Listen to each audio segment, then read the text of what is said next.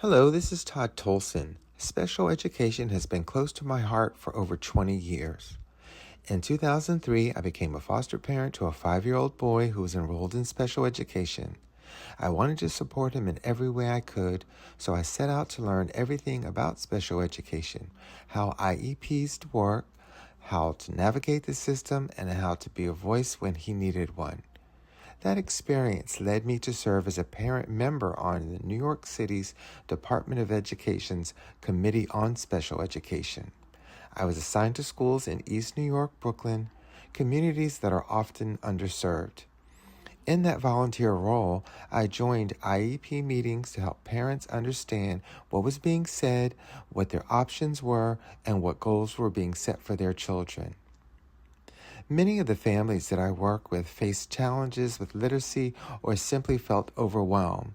Too often, when parents hear the word special education, what they really hear is, "My child isn't smart." But that couldn't be further from the truth. Every child learns differently, and every child deserves the chance to succeed in their own way.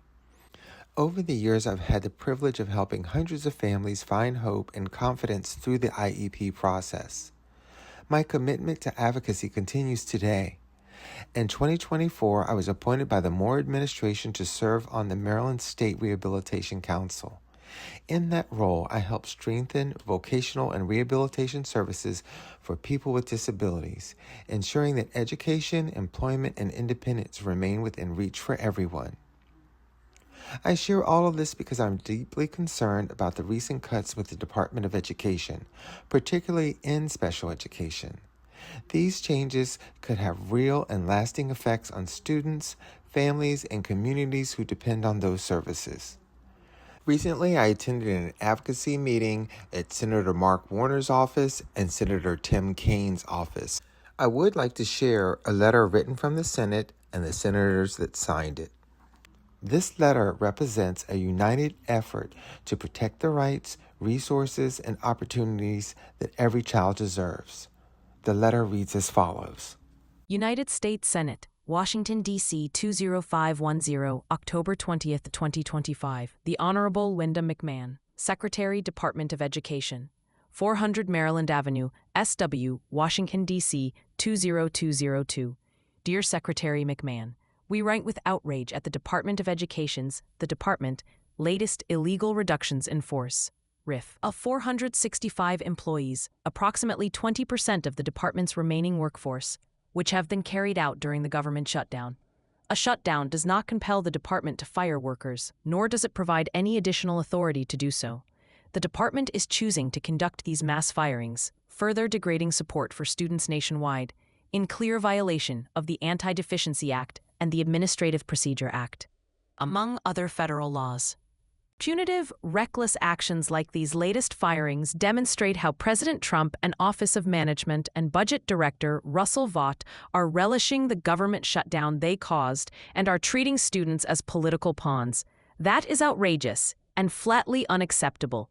Despite what the president claims about going after democratic programs, the simple fact of the matter is that the department's actions to hollow out key offices responsible for supporting students with disabilities, rural students, students experiencing homelessness, school districts that serve low-income students, or military families doesn't just hurt Democrats. It hurts students and families in every part of the country. Importantly, these rifts are the latest in a pattern of reckless, vindictive, and poorly planned actions that the department has undertaken in secret. The department has yet to justify the rifts it implemented earlier this year that has already severely impeded the department's ability to carry out its statutory functions. We are deeply concerned these latest rifts will severely degrade the ability of the department to carry out its most basic statutory responsibilities, including the timely awarding of funding provided in annual appropriations acts. In fact, that seems to be your intent. In justifying these detrimental, unnecessary rifts earlier this week, you posted online that the Federal Department of Education is unnecessary. This administration has canceled or discontinued funding for hundreds of school-based mental health programs, teacher training programs to address teacher shortages around the country, and critical education research that would help more states and districts improve academic outcomes. and created completely unnecessary and burdensome delays for grant recipients and service providers across the country. Continuing to fire employees working on bipartisan programs that provide students with additional educational resources or confer educational rights on children does not serve these students better or make the government more efficient. Instead, it will mean students with disabilities cannot access services they are guaranteed. Other students will not be able to have their rights enforced. Schools may not be held accountable for the academic achievement of their students. Taxpayer dollars will be used less effectively, and more waste, fraud, and abuse will occur. All of this leaves our children worse off, harms American competitiveness, and wastes taxpayer money. This most recent round of RIFs include a near dismantling of the Office of Special Education Programs, OSEP. OSEP administers $15 billion in formula and discretionary grant programs authorized by the Individuals with Disabilities Education Act, IDEA, intended to improve results for infants, toddlers, children, and youth with disabilities, ages birth through 21. Advocates and experts have raised the alarm over the impact of these massive workforce terminations on more than 8 million children with disabilities and their families served through programs authorized by the IDEA and funded in annual appropriations legislation, with one even stating that eliminating federal capacity to support IDEA is harmful to people with disabilities, their families, and the professionals who serve them. And it runs counter to everything our members work toward every day. This mass firing of professionals at the department dedicated to ensuring federal law is implemented as required at the state and local level runs counter to your stated commitment to implement federal law. In fact, in response to questions about fulfilling the Secretary's responsibilities for monitoring, technical assistance, and enforcement under Section 616 of the IDEA, you stated, OSEP has successfully completed its statutory obligations in FY 2025, as noted above, and plans to have a similar number of staff complete similar statutory obligations in FY 2026. 3. We are alarmed that the administration is now walking back from its commitment to millions of children with disabilities and their families and the education and services they are entitled to under federal law by laying off people the Democrats want, according to President Trump. The administration has also fired staff in the Office of Elementary and Secondary Education, OESE, including personnel involved in administering key federal programs and responsibilities authorized by several federal laws. 5. This includes the staff responsible for the approval and monitoring of state accountability and improvement systems to ensure they are compliant with federal law and address the needs of the most vulnerable student groups. Fired staff also worked to ensure the compliance of state and local report cards so parents and the public have accurate, timely, and thorough information on school performance. The administration also chose to fire staff administering the Education for Homeless Children and Youth program, which guarantees important education rights for more than 1.3 million students experiencing homelessness. 6. Finally, the administration reportedly also chose to turn its back on more than 1,000 school districts serving our military communities, tribal treaty, federal trust, and Alaska Land Settlement Act lands by firing staff in the Impact Aid Office. 7. This could delay the timely release of future funding for the current and next school year. When a student is denied their right to an education, the department's Office for Civil Rights, OCR, is supposed to be there to ensure they are able to access the education to which they are entitled under law. However, we are extremely concerned that the reported reductions will further compromise OCR's ability to carry out its mission.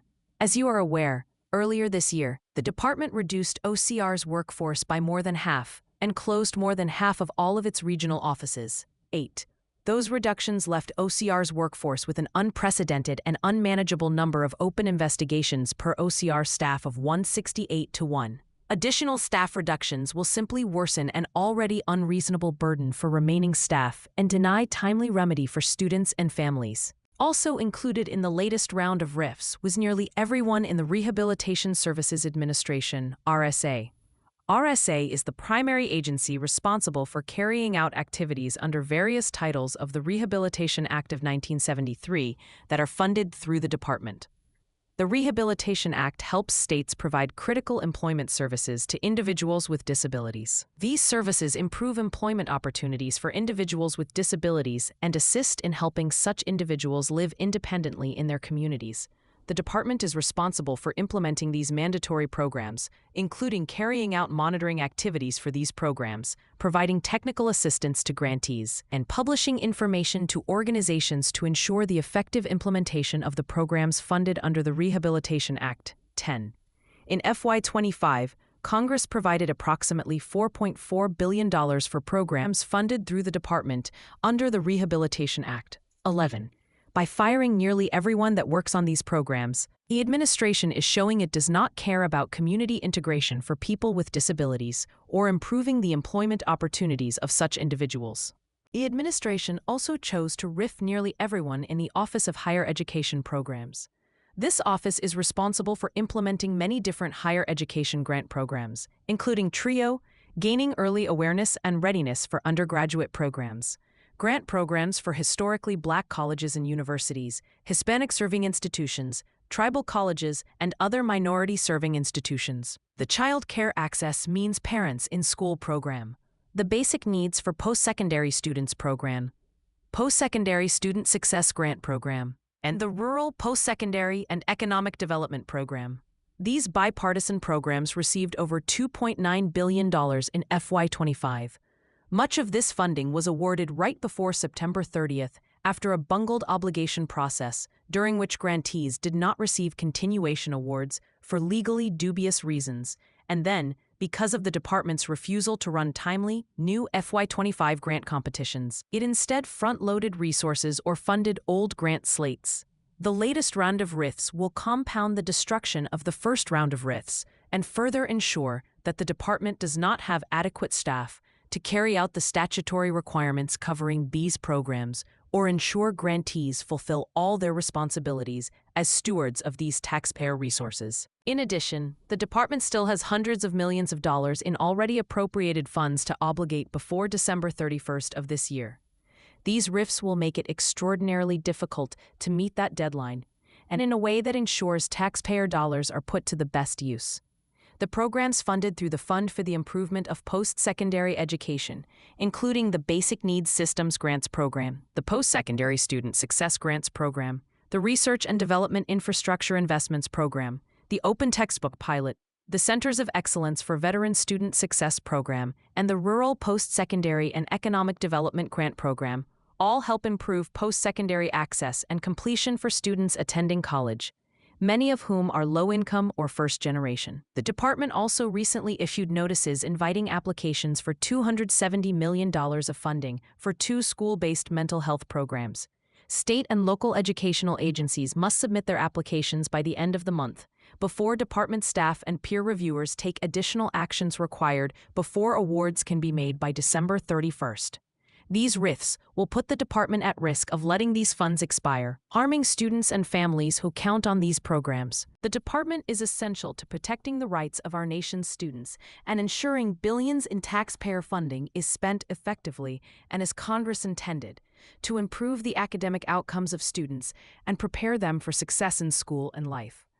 But illegally firing employees during a government shutdown clearly demonstrates how this administration has no interest in a funded, functional government and prefers a government shutdown in order to score political points while pursuing the goal of destroying federal education programs and eliminating the Department of Education. Sincerely, Patty Murray, Vice Chair, United States Senator, Ranking Member, Committee on Health, Education, Labor and Pensions. Bernard Sanders, United States Senator, Ranking Member, Committee on Health, Education, Labor and Pensions. Tammy Baldwin, Ranking Member, Appropriations Subcommittee on Labor, Health and Human Services, Education and Related Agencies. Charles E. Schumer, United States Senator. Angela D. Alsobrooks, United States Senator. Lisa Blunt Rochester, United States Senator. Andy Kim, United States Senator. Mazie K. Hirono, United States Senator. Christopher A. Poons, United States Senator. Jeffrey A. Merkley, United States Senator. Richard Blumenthal, United States Senator. Edward J. Markey, United States Senator. Jack Reed, United States Senator. Chris Van Hollen, United States Senator. Martin Heinrich, United States Senator. Kirsten Gillibrand, United States Senator; Ben Ray Lujan, United States Senator; Brian Schatz, United States Senator; Tammy Duckworth, United States Senator; Amy Klobuchar, United States Senator; Ron Wyden, United States Senator; Alex Padilla, United States Senator; Peter Welch, United States Senator; Mark R. Warner, United States Senator; Ruben Gallego, United States Senator; Adam B. Schiff, United States Senator; Margaret Wood Hassan, United States Senator; Catherine Cortez Masto, United States Senator; Tim Kaine, United States Senator; Alyssa Slotkin, United States Senator; Raphael Warnock, United States Senator. Thank you for taking the time to listen. Throughout the letter, you may have noticed numbered references. Each of those corresponds to a source or a document that supports the information shared by the senators. All of those reference links are included in the description section below this video, so you can review them for yourself and explore the details more deeply. I encourage you to take a moment to read through those sources, stay informed, and share this information with others. The decisions being made today will shape the educational opportunities available for future generations, and it's important that we all stay aware and engaged.